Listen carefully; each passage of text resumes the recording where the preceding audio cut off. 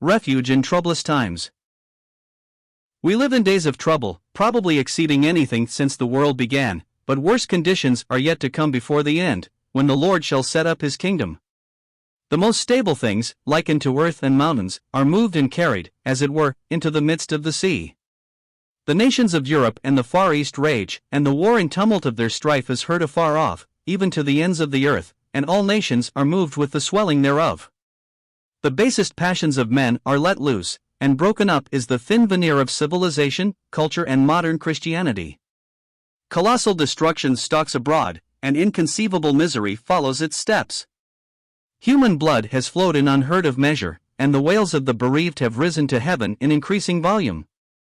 Therefore hell hath enlarged herself, and opened her mouth without measure. Isaiah 5 verse 14. What multitudes are drinking a cup of wormwood and gall? Amid the confusion and strife there is a safe retreat for the believer, found in the Lord himself. Oh, the comforting words of Psalm 46, God is our refuge and strength, a very present help in trouble. Therefore will not we fear, the Lord of hosts is with us. He alone can be our confidence. He has his way in the sea and his path in the mighty waters. Isaiah 43 verse 16. Be still, and know that I am God, are words to calm our agitated spirit. The heart finding repose in him shall not be moved, and the streams from the river of God shall make us glad. The 46th Psalm is clearly a millennial psalm. The exaltation of Christ, as God of the whole earth, is its theme. The works of Jehovah, and their decisive results in the desolation of human pride, and the quelling of the anger of the nations by the majesty of his power, are in view.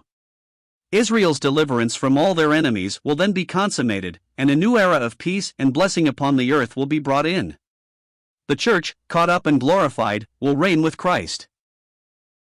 But the psalm has a present application to all who have found a refuge in God, amid the changing scenes and vast upheavals of these last days, appropriately termed perilous times. 2 Timothy 3 verse 1, also translated difficult and fierce, the combination giving us the full idea. We may truthfully and triumphantly exclaim, the God of Jacob is our refuge.